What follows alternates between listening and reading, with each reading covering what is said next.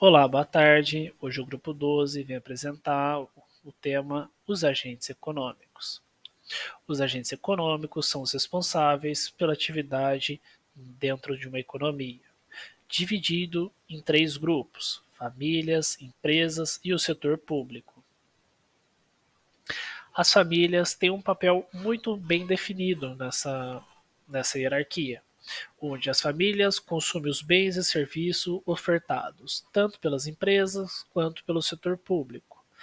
Contudo, as famílias oferecem o seu único recurso, a sua força de trabalho e o seu capital.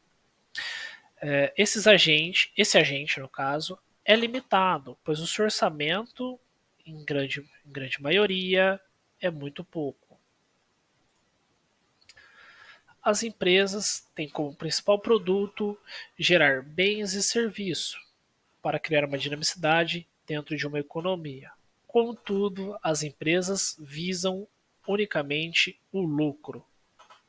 Existem vários tipos de empresas que serão explorados nos próximos slides. Contudo, as empresas podem ou não ter um fim lucrativo. Existem as empresas também de propriedade privada e propriedade pública. No slide a seguir, iremos falar um pouco mais. Aqui temos uma empresa de característica individual, onde a empresa é de um único proprietário. É um estabelecimento formado por um negócio simples, pertence a um único dono e a sua divisão de funções pouco estabelecida, onde não há, ela ainda é o embrião das próximas empresas.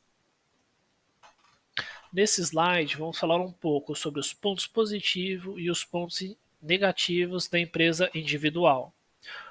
Um dos pontos positivos é a maior agilidade para tomar as decisões, pois, ao ter um único dono, ele concentra todo o poder dentro dessa empresa. Por conter um único dono, justamente não há divisão de lucros. Ao meu ver, um dos pontos positivos demais. Entretanto, há também uma fácil de solução quando o dono chega num ponto e fala assim: não quero mais trabalhar com isso, ou ele vê que a empresa está na falência. Agora, para os pontos negativos, há uma dificuldade na captação de recursos, pois o dono, por ser sozinho, não há um know-how para isso.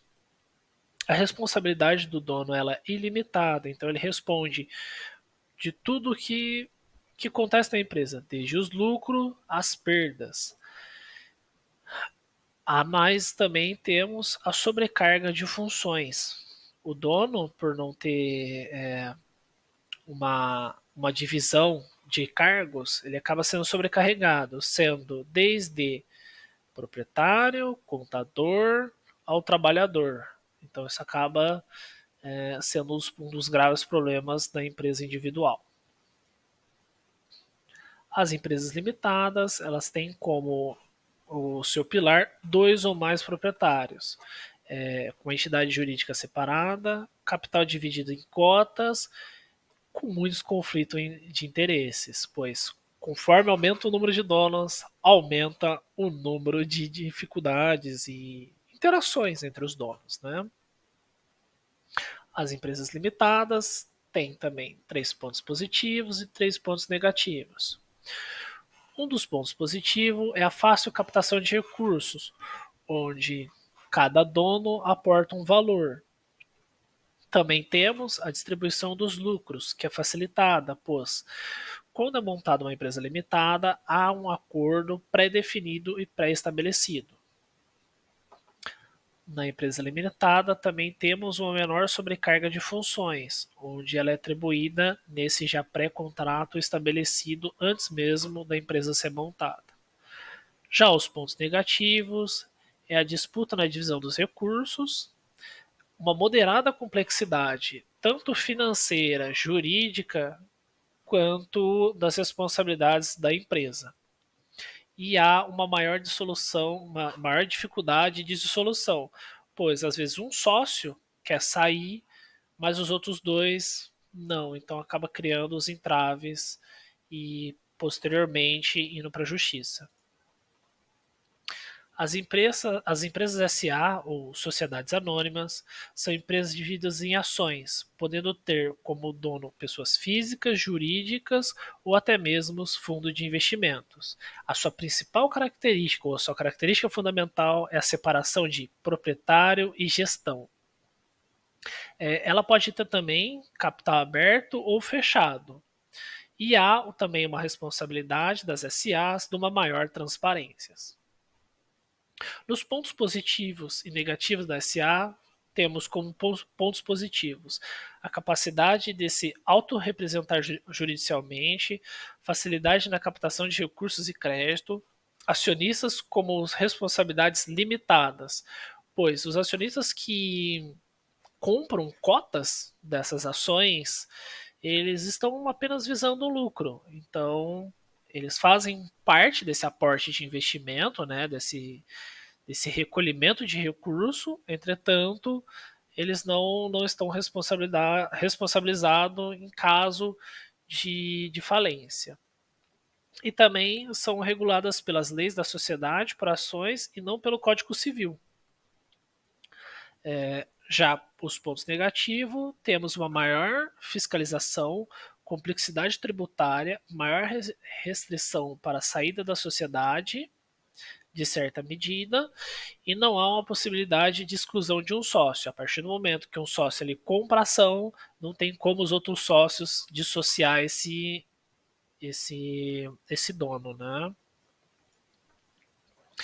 Já as empresas cooperativas são uma livre associação entre trabalhadores da mesma atividade econômica, formada por no mínimo 20 pessoas, regidas por uma estrutura social, pode ser gerada pelo proprietário ou pelo próprio grupo, né, ou por um indivíduo dentro desse grupo que mobiliza essas massas, ou movida por agentes de desenvolvimento, como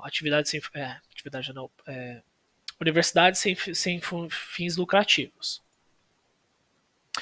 Os pontos positivos da cooperativa são a força na hora das negociações, fácil acesso no mercado, a adesão dos membros ela é livre ou voluntária. No quesito de força das negociações, tanto é na hora de negociar matéria-prima ou até mesmo de vender o seu produto no mercado. Os pontos negativos. A lenta tomada de decisão, pois essa cooperativa geralmente todas as decisões são feitas por votação ou por assembleia. Então precisa ter uma maioria nos votos ou a maioria das intenções para que aquilo ocorra. Há muito risco de conflito interno, pois cada indivíduo vai agir por seu benefício próprio. E há também uma dificuldade na sua gestão. Geralmente, essa gestão ocorre dentro de. Dentro não, né? Por outras pessoas que são a partes ou contratadas pela cooperativa. Já o setor público é um agente econômico que controla as regras do mercado e regula. Ele intervém de forma direta e indireta por meio de políticas monetárias e políticas fiscais. Também existem empresas públicas fundamentais para o desenvolvimento nacional. Uma redistribuição, o setor público também é responsável pela redistribuição de renda e da riqueza por meio de políticas públicas. Ao passar dos anos, o papel do setor público ele foi redefinido. Economistas passados achavam que o setor público ele tinha como única e exclusivamente a função de regular o mercado e não interferir. Os liberais mesmo concordam que a intervenção do Estado é prejudicial para toda a sociedade. Entretanto, como vamos ver no slide a seguir, o Estado ele evoluiu. Ao falar das empresas públicas ou dos bens públicos, temos dois grandes exemplos. Temos a Petrobras, onde é uma empresa de capital aberto, e um setor estratégico com desenvolvimento de grande tecnologia no setor de petróleo. A Petrobras ela não só fomenta o desenvolvimento de tecnologia, mas explora o seu território nacional de forma consciente e também reinveste parte desse seu capital ou desse seu lucro recebido na sociedade. Já o SUS, o Sistema Único de Saúde, que é um bem público, né, um serviço oferecido pelo setor público, é um serviço gratuito, universal e gestão descentralizada, o que vem contra muitas teorias que falam que o setor público não tem plena capacidade de gerir recursos e nem uma grande estrutura. E o SUS ele é a maior, vamos dizer assim, prova de que isso não se concretiza, pois o SUS ele é gerido em esfera federal, estadual e municipal. Então, cabe a nós estar acompanhando essa evolução do Estado. O Estado ele evolui a um ponto que ele não só é um ente, ele não só age como uma empresa, mas ele também age como uma família, porque ele também demanda bens e serviços das empresas e das pessoas. Uma ótima tarde.